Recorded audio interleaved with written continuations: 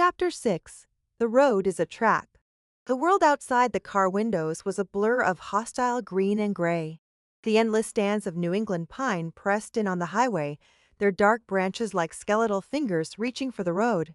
The sky was a sheet of flat, unforgiving light. For Lem, the car was not a vessel of escape. It was a claustrophobic cage hurtling through a landscape that no longer felt neutral. He drove, his hands clenched around the steering wheel, his knuckles white.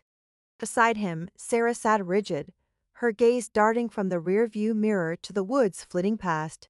The heavy iron fireplace poker lay on the floor at her feet, a crude and useless talisman against the thing that haunted them. They hadn't spoken more than a few words in the last hour. The silence was thick with the things they couldn't say, choked by the memory of their neighbor's grief-stricken face and the ghost of a 15-year-old forum post. An inescapable imprint. The words from photo negatives of 29's digital epitaph played on a loop in Lamb's mind.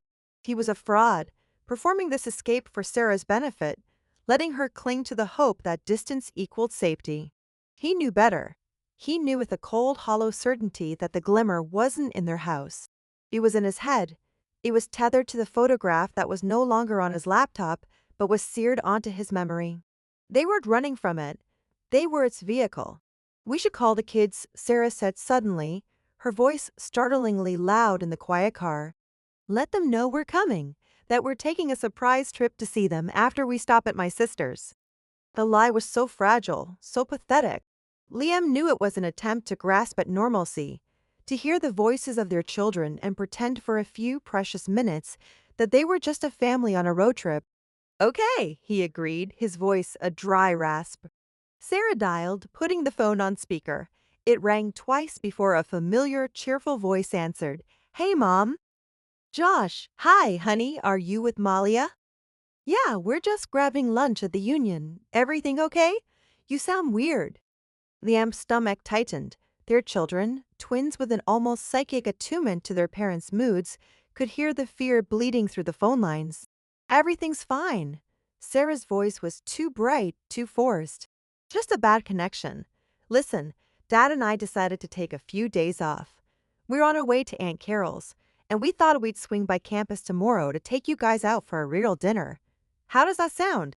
There was a pause. "That's awesome." Maya's voice joined in, laced with suspicion. "But isn't Dad in the middle of that big server migration at work?" "It can wait," Lem interjected, trying to sound casual and failing miserably. Needed a break, getting some fresh air. The light tasted like ash in his mouth. He pictured the dead raccoon in his driveway, the pale, faceless thing stepping out from behind a tree. That was the opposite of fresh air. "Okay," Josh said slowly. "Well, great. We'll see you tomorrow then. Drive safe. Love you." "We love you too," Sarah said, her voice cracking on the last word. She ended the call and tossed the phone onto the dashboard as if it were burning her. The brief, painful connection to their old life was severed, leaving them more alone than before. They drove on, turning off the main highway onto the winding state routes that would take them deeper into the mountains toward Carol's house. The paranoia that had been a low-hum now grew into a scream. Every pair of headlights that appeared in the rear-view mirror felt like a pursuit. A lone figure walking along the shoulder made Liam's heart seize, but it was just a hitchhiker with a backpack. A dead deer on the side of the road, a common enough sight in these parts, made Sarah gasp, her hand flying to her mouth. Liam's gaze kept flickering to the side mirror. He kept expecting to see it, a pale shape keeping pace with them in the trees, flowing through the forest as it drove on the pavement. I look at the picture, and I feel like it's looking back.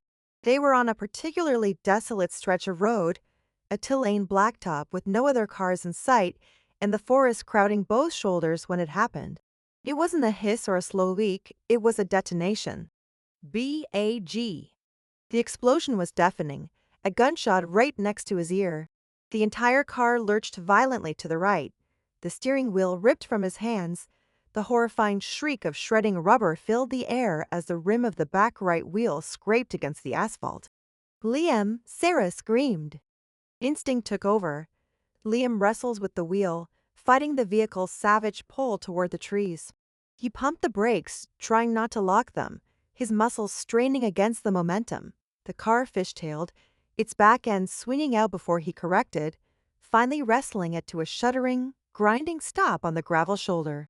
Silence descended, broken only by the frantic ticking of the cooling engine and the sound of their own ragged breaths. The smell of burnt rubber filled the car, acrid and suffocating. For a moment, they just sat there, hearts hammering. "Everyone okay?" Liam asked, his voice shaking. "I think so," Sarah breathed. He pushed his door open and stepped out into the eerie quiet of the afternoon. The silence here was different from the silence in their house. It was a vast, natural indifference. He walked to the back of the car. The tire was annihilated. It wasn't just flat. It was gone. Long, black strips of tread lay strewn across the road behind them. The rim was bent and scarred, a jagged metal wound. There was no fixing this, not with the small spare in the trunk. Damn it, he swore, kicking at a loose piece of gravel.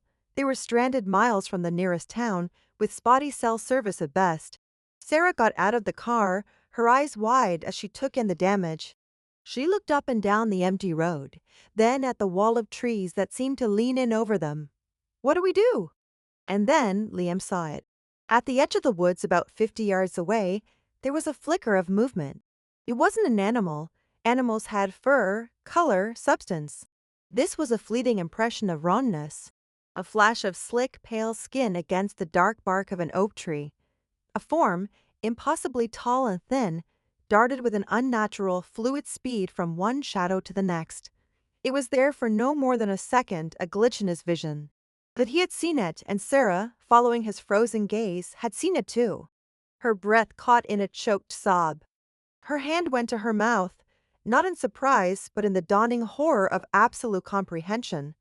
The last vestiges of her hope, the desperate belief that escape was possible, crumbled into dust.